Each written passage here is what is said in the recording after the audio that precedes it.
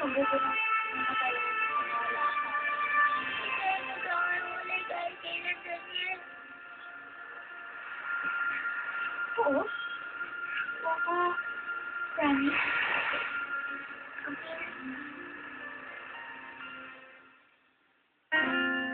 Sa movie namin The Promise, kakaibang Richard and Angel ang handog namin sa inyo. Isang totally different na pelikula na siguradong kukurot sa mga puso niyo ngayong Valentine's Day. At may love scene kami dito. So ano pang hinahantay niyo? Panoorin na po natin ang aming patikim ng The Promise. Behind the scenes.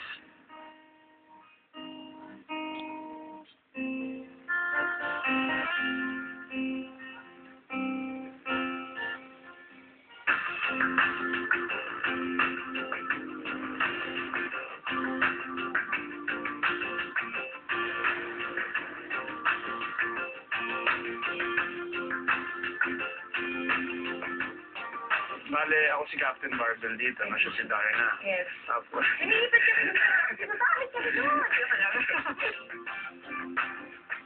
bale, ako si Daniel dito. At siya naman si Andrea. Probinsyana eh. Parang lumaki ako, isa na yung mundo ko. Parang, eto lang yung lugar ng mundo ko. At si Daniel galing labas. Pero, na-in-love siya dun sa lugar na yun. Wala kasi siya naging happy. Kasama ni Andrea. I play Monique. She's a character that has everything a girl might ever need. She thinks she has everything she wants until she meets Danielle.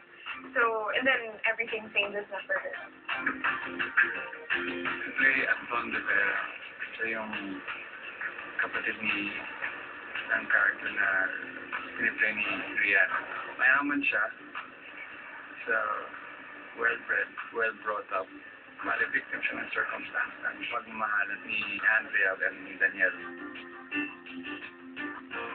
I play the character of Yaya Delia. Siya ang nakakaalam mula pa nung bata pa sila na may pagmamahalang nangyayari sa dalawang batang ito na hindi pwedeng mangyari dahil sa maraming dahilan. Malalaman niyo pag napanood niyo yung pelikula. Bali, ang goal lang dito ni Danielle is to be with Andrea forever. Dahil mahal na mahal niya si Andrea.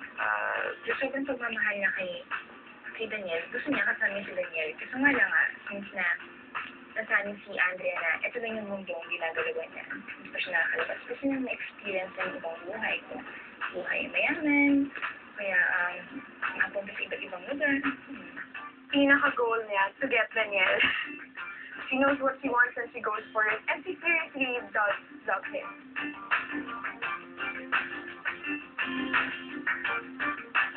Amazing. It's so different from TV kasi in a movie you have to think that your face is gonna be expanded 50 times. Well, it's a longer process. I mean, there are longer breaks for setting up because the lights have to be changed every single shot you do, every angle. Siyempre, it's great. Si Richard, kaya ito na kaibigan niya. When I found out na I got the part, I was so pleased. Siyempre, kung makakatrabaho ko. I mean, you never think, di ba? Never. Hindi mo makakatrabaho yung kaibigan mo. So, I was pleased with that. And then when I also learned Angel was in it, I was like, she's a very good actress. And then, walang problems. Nothing whatsoever. It was, everything just kind of fell into place right away. So, very, very, very happy. Parang gusto ko nang lumipat. Joke. Hindi. Ang impression ko, magmula pa nung day 1 hanggang sa matapos na itong pelikulang to, ang unang ka-pressure, masarap ang pakikitungo ng bawat isa, and very refreshing na makatrabaho ang mga tao. Hindi ko usually nakakatrabaho. And it's a wonderful experience na gusto ko pang maulit. They're extremely easy to work with. One of the reasons I was so happy to get the project was that I had worked with them already, during this last year. The Promise was a tenth project, and they were really excited. Very meaty yung project, very meaty yung roles for them. So I was really excited to work with them, and they really, really delivered. She's a very intense woman as time passes. She's very professional. Your fellow actors are also they treat it as a craft. Si Richard, I've worked with him before. I mean, he was the first guy na I worked with. And then si Angel, she's a very, very giving actress kasi. Like, when you're doing a scene with her, mafe-feel mo yung pain niya or yung, you know, whatever she's feeling. She'll give it to you so that you can react to that also. Richard and Angel, katulad na sinabi ko, very disciplined. No wonder talagang nagtatagumpay sila sa ginagawa nila kasi masisipag sila at saka ang sarap suportahan. Ko, alam niyo ba,